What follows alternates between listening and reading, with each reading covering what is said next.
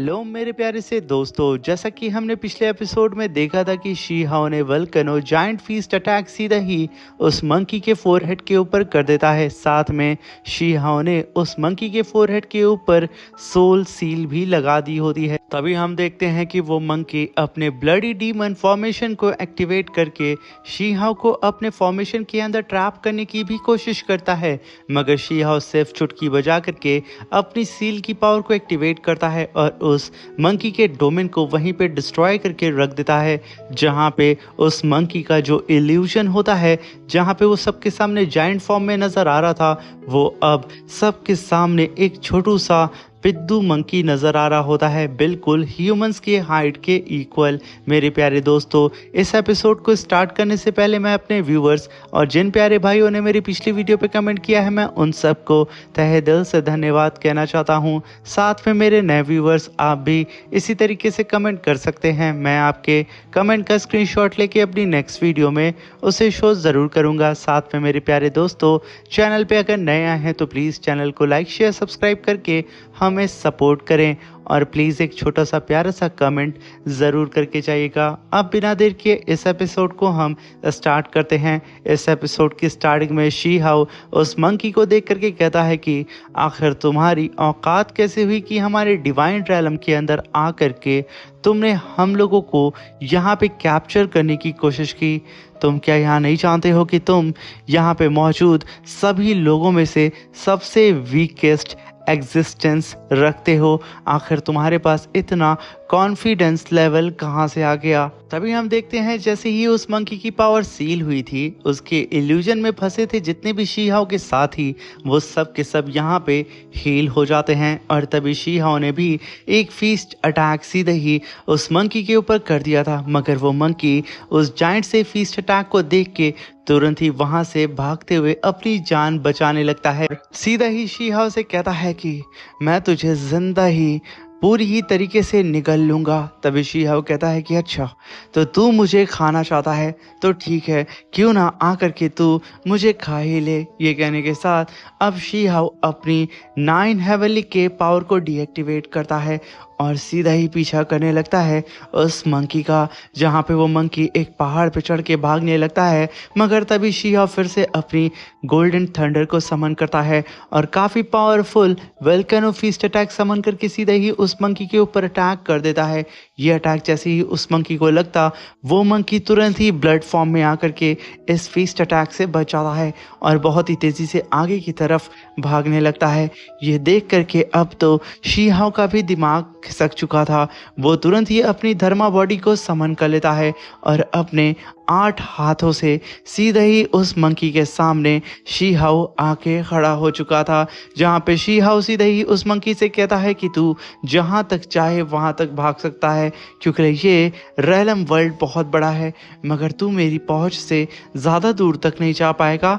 ये कहने के साथ शी हाओ एक ही पंच में उस मंकी को आसमान में उड़ा देता है और जैसे ही वो मंकी आसमान में फ्लोट कर रहा था, शी हाओ मुस्कुराते हुए उस मंकी की ओर देखता और कहता है कि अब मैं तुझे बताता हूँ कि आखिर किसी को बुली कैसे करते हैं। ये कहने के साथ शी हाओ अपने 8 ही हाथों से उस मंकी के ऊपर पंचों की बरसात कर देता है।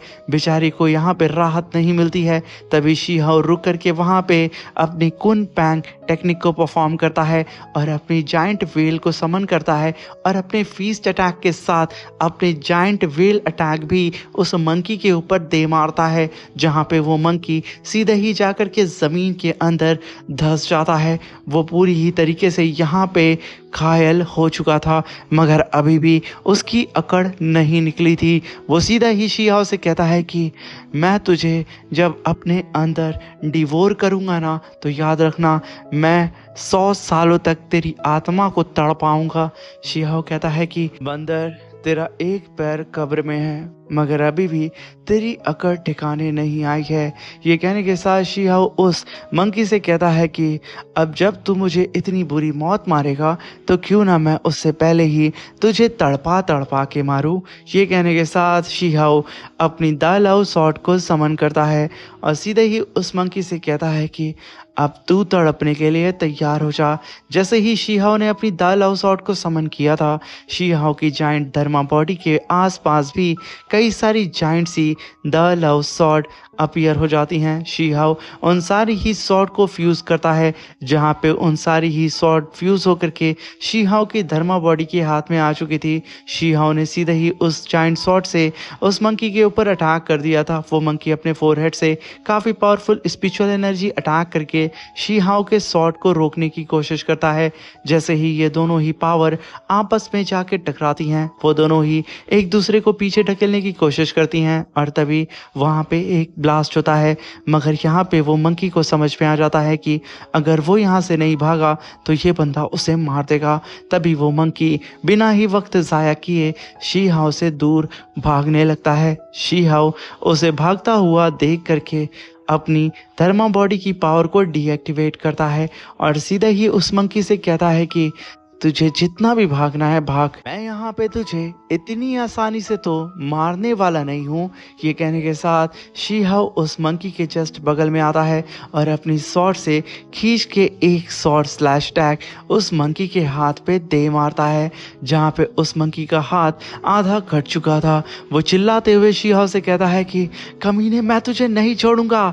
तभी वो रुकता है और वो समझ जाता है कि वो यहाँ पे शी हाओ से फाइट नहीं कर सकता है, इसलिए वो तुरंत ही वहाँ पे गू यून से कहता है कि गू यून, अगर तू अपने गार्डियन क्लैन का रास्ता जाना चाहता है तो मेरे साथ इस माउंटेन गेट के अंदर आ। ये कहने के साथ वो मंकी बहुत ही तेज़ी से उस माउंटेन गेट के अंदर उड़ता हुआ निकल जाता है। उसे अंदर जाता हुआ देख करके गू यून तुरंत ही उसका पीछा करने लगता है और तभी शी हाओ भी इस चीज़ को नोटिस कर लेता है। उसे यहाँ पे कुछ गड़बड़ नज़र आती है, इसलिए वो भी उन दोनों का पीछा करते हुए उस माउंटेन गेट के अंदर एंटर कर जाता है। जब यहाँ पे वो तीनों ही कल्टीवेटर उस माउंटेन गेट के अंदर एंटर कर चुके थे, वहाँ पे खड़े हुए इमॉर्टल एकेडमी के कल्टीवेटर और तियानशैन एकेडमी के कल्टीवेटर भी बिना ही वक्त ज़ाया किए उस माउंटेन स्टोन गेट के अंदर एंटर करना स्टार्ट कर देते हैं। तभी हमें उस स्टोन माउंटेन गेट के अंदर का सीन दिखाया जाता है, जहां पे वो मंकी भागते हुए अपने लॉर्ड से कह रहा होता है, जो कि असल में एक लेडी मदर होती है। वो उससे कहता है कि मदर, मैं ऑलरेडी यहाँ पे उन सभी लोगों को लेकर के आ चुका हूँ जिनके ब्लड का इस्तेमाल करके आप यहाँ पे आज़ाद हो सकती हैं इस फर्नेस की कैद से। तभी वो देखता है कि शी हाओ भी उसका पीछा कर रहा है। वो समझ जाता है कि उसे जल्द से जल्द शी हाओ से यहाँ पे पीछा छुड़ाना होगा, इसलिए वो मंकी अपना एक क्लोन बनाता है और तुरंत ही उस क्लोन को शी हाओ के अलग डायरेक्शन में भेज देता है और ख़ुद दूसरे डायरेक्शन में चला जाता है। शी हाओ यहाँ पे चकमा खा जाता है और वो उस क्लोन का पीछा करने लगता है, जहाँ पे शी हाओ ने अपनी इमॉर्टल दावलाओ शॉट को निकाल के डबल स्लैश टैग मंकी के क्लोन के ऊपर कर देता है, जिसकी वजह से उस मंकी का क्लोन एक ही बार में डिस्ट्रॉय हो जाता है।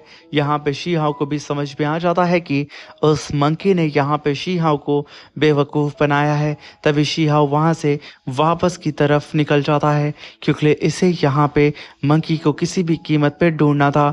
तभी हम वहाँ पे गू यून को देखते हैं, जो कि असल में ग्रेट डाउ ट्रेजर बोतल के ही सामने खड़ा होता है, जिसके अंदर उस मंकी की मदर और उसका पूरा का पूरा क्लैन सील होता है और इसे सील करने वाले भी गार्डियन क्लैन के कल्टीवेटर्स होते हैं। तभी वो मदर सीधा ही गू यून से कहती है कि अगर तुम यहाँ पे हमें आज़ाद कर देते हो तो हम तुम्हें तुम्हारे गार्डियन क्लैन का रास्ता बताएंगे और साथ में तुम्हें कई सारे हाई ग्रेड के ट्रेजर से नवाजेंगे।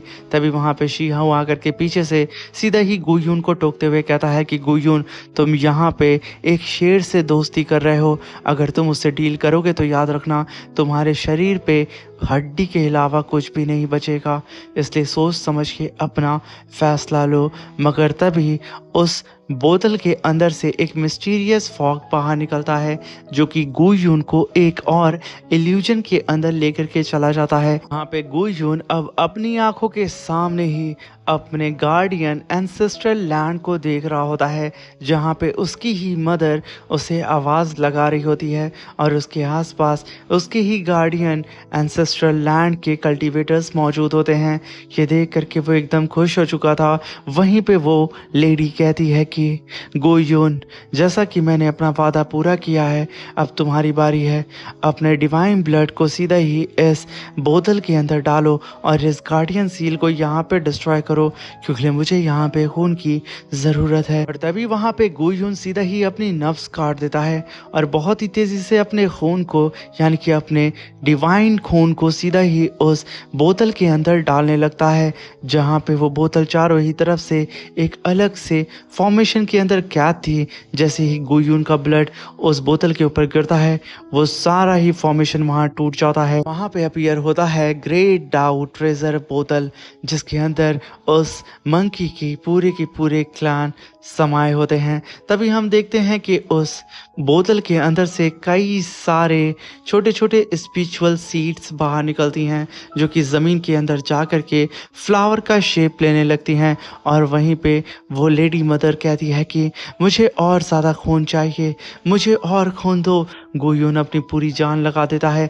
और अपने ब्लड को पानी की तरह बहाने लगता है, जिसकी वजह से ज़मीन से अब बहुत ही तेज़ी से चारों ही तरफ फ्यू सेकंड्स में फ्लावर खिल चुके थे। हर एक फ्लावर उस मंकी के क्लान का एक कल्टीवेटर होता है। तभी हम देखते हैं कि उस फ्लावर्स में से कई सारी सोल्स बाहर निकलती हैं। सारी ही सोल्स को उन फ्लावर्स के अंदर से निकलता हुआ देख करके मिस यिंग अपने साथियों को वहीं पे रोक देती हैं और अपने साथियों से कहती हैं कि ये सब के सब तो एंशियंट डेमोनिक स्पिरिट्स हैं, जो कि हम लोगों को मारने में पूरी ही तरीके से सक्षम हैं। अगर इन लोगों ने हमारी बॉडी पे कब्जा कर लिया तो ये हमसे कुछ भी करा सकती हैं।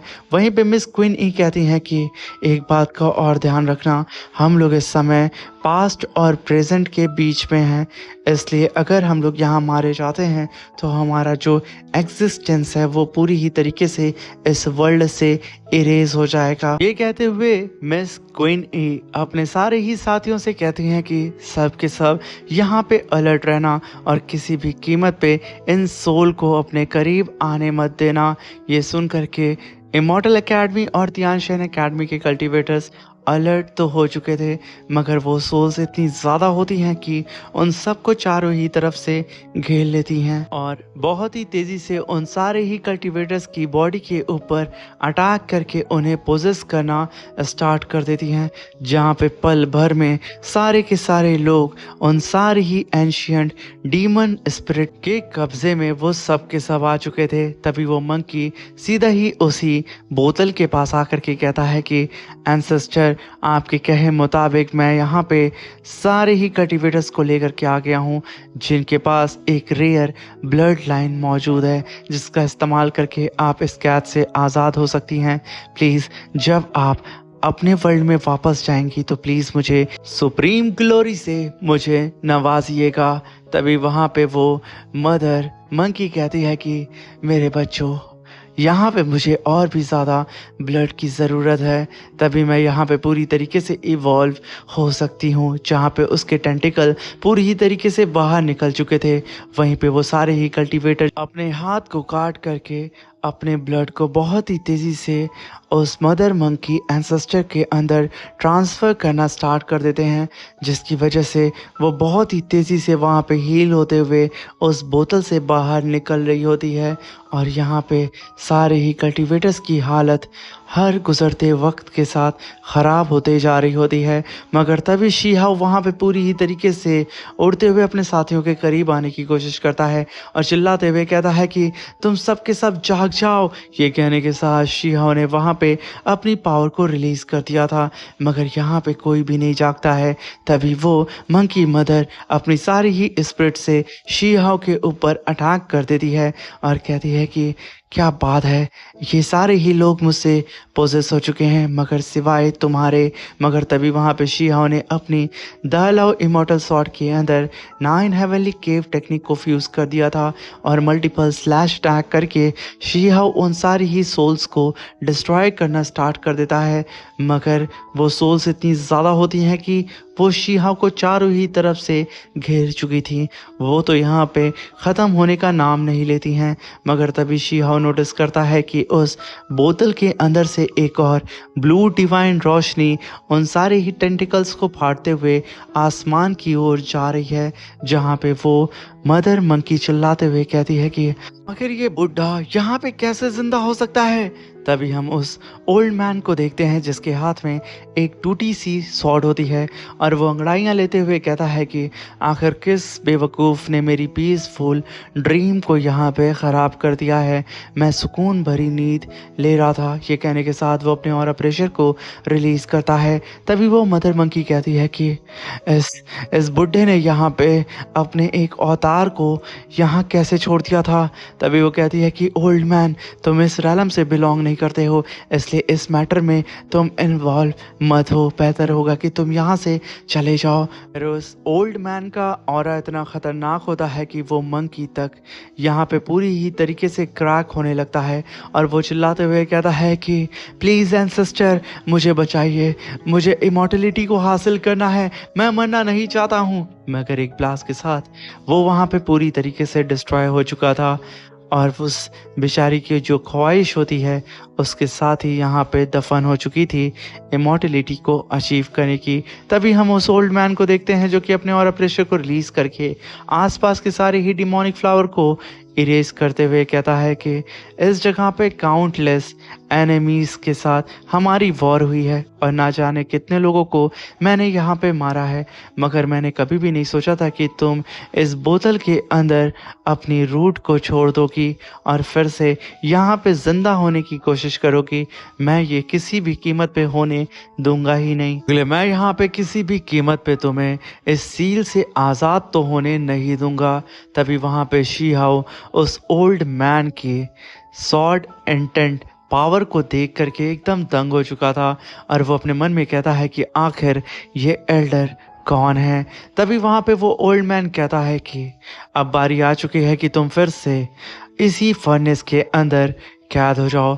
ये कहने के साथ उसने पूरी तरीके से उन सारी रूट्स को डिस्ट्रॉय करके उस फर्नेस को फिर से रिपेयर करना स्टार्ट कर दिया था, जिसकी वजह से तियानशिन एकेडमी और इमॉर्टल एकेडमी के सारे ही कल्टिवेटर फिर से ठीक होने लगते हैं, क्योंकि वो सारी ही सोल्स अब जल के राख हो चुकी थी।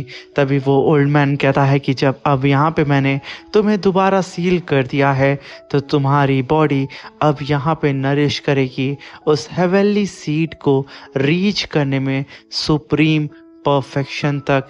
अब तुम यहाँ से किसी भी कीमत पे आज़ाद भी नहीं हो सकती हो, क्योंकि मैंने तुम्हारे मैसेंजर को भी मार दिया है। ये कहने के साथ उस ओल्ड मैन ने फिर से पूरी ही तरीके से उस बोतल को सील कर दिया होता है। वहाँ पे जुआन ली कहता है कि एंसेस्टर, आखिर हम लोग हेवनली सीड को कैसे हासिल करेंगे।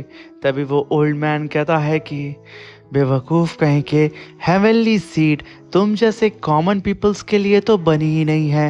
हेवनली सीड जब इस दुनिया में आई थी तभी उसकी डेस्टिनी और उसका मास्टर डिसाइड हो चुका है, वो सिर्फ एक ही है। और तुम लोग इन बेवकूफ़ भरी अफवाहों पे ना ध्यान रख के और अपनी फैंटेसी से भरी हुई ड्रीम लाइफ पे फोकस ना करके आसपास में मौजूद सारे ही सुप्रीम अपॉर्चुनिटी पे ध्यान दो और इनके साथ अपनी कल्टीवेशन को आगे बढ़ाओ। ये कहने के साथ वो आगे बढ़ते हुए सीधा ही उसी बोतल के अंदर जाने लगते हैं जिसके अंदर वो मंकी एंसेस्टर क्या था। मगर तभी वहाँ पे गुईजून आता है और सीधा ही एंसेस्टर को ग्रीट करते हुए कहता है कि एंसेस्टर, मैं गार्डियन क्लैन का डिसेंडेंट हूँ। प्लीज़ एंसेस्टर, मुझे ये बताएं कि आखिर मेरे सीनियर्स का इन सारी ही फाइट्स में क्या रोल था, आखिर मेरे एंसेस्टर्स ने कैसा रोल प्ले किया था। मगर तभी वो ओल्ड मैन कहता है कि मेरे जैसे जितने भी कल्टीवेटर्स हैं जो कि इस मॉर्टल वर्ल्ड के अंदर गिरे हैं, वो सब के सब क्वाइटली अपने ट्राइबोल्यूशन का इंतज़ार कर रहे हैं। ये कहने के साथ वो ओल्ड मैन सीधे ही उस बोतल के अंदर चला जाता है। यहाँ पे तो उस ओल्ड मैन ने सिर्फ पहली छोड़ी थी गु यून के लिए। गु यून को बेचारे को वहाँ पे कुछ भी समझ में नहीं आता है कि आखिर एंसेस्टर ने यहाँ पे उसे क्या समझाया। तभी वो सारी जगह फिर से रिपेयर हो जाती है और शीहाओ की पूरी ही टीम उस स्टोन माउंटेन गेट से बाहर आ जाते हैं, जहां पे अब मिस यिंग ने अपनी शॉट को सीधा ही गुयुन के ऊपर तान दिया था और वो सीधा ही गुयुन से कहती हैं कि तुमने हम लोगों को हार्म करने के लिए एक बार भी नहीं सोचा और तुम हम सबको मारना चाहते थे और तुम्हारी वजह से कई सारे स्टूडेंट्स भी मारे गए हैं। मैं तुम्हें नहीं छोड़ूंगी। मगर तभी वहाँ पे जुआन आता है और वो मिस यिंग से कहता है कि मिस यिंग ऐसे जाने थे, ये अभी भी हमारे गार्डियन क्लान्स के हीरोज़ का डिसेंडेंट है। इसका फैसला हम नहीं हमारे एल्डर्स करेंगे, इसे छोड़ दें।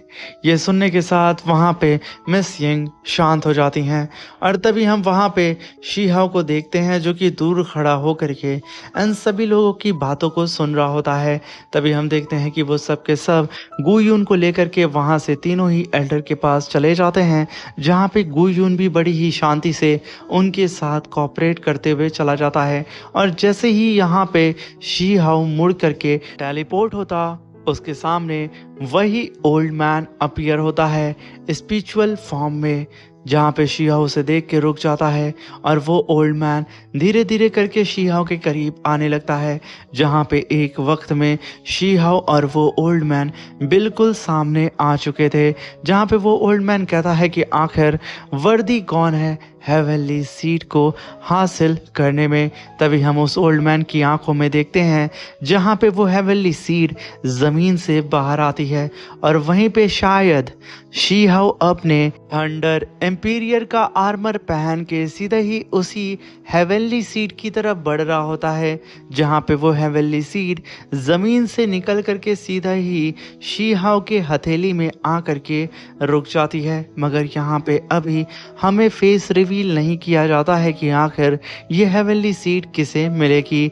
वहीं पे हम उस यानी कि शीहाओ या फिर किसी और कल्टीवेटर के फेस पे एक छोटी सी तिरछी स्माइल भी देखते हैं और तभी सीन शिफ्ट होता और हमें तियानशेन एकेडमी की स्पेसशिप का सीन दिखाया जाता है, जहाँ पे जुआन गुयून को लेकर के पहुंच चुका था और वहाँ शीहाओ भी होता है।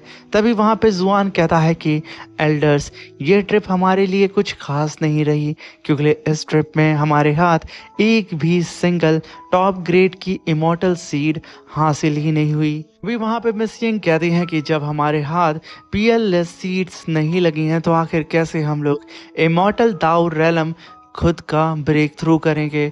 आखिर कैसे हम लोग उस लेवल को अचीव करेंगे कि हम लोग अपने एनिमी को धूल चटा सकें। मगर तभी वहाँ पे इतनी ज़्यादा कन्फ्यूज़न को देख करके, परेशानी को देख करके शीहाओ पीछे से आवाज़ देता है कि ज़रूरी ये नहीं है कि हम लोग अपनी कल्टीवेशन को इन एक्सटर्नल ऑब्जेक्ट यानी कि इमॉर्टल सीड के ऊपर ही निर्भर कर दें, बल्कि हमें खुद की ही कल्टीवेशन का नया पाथ बनाना चाहिए। और क्या पता कोई ऐसा तरीका हो जिससे हमें इन इमॉर्टल सीड की ज़रूरत ही ना पड़े और हम लोग अपना इमॉर्टल दाउ रेलम ब्रेक थ्रू कर लें। ये सुन करके वहाँ पे सब के सब दंग हो जाते हैं कि आखिर शीहाओ क्या बात कर रहा है।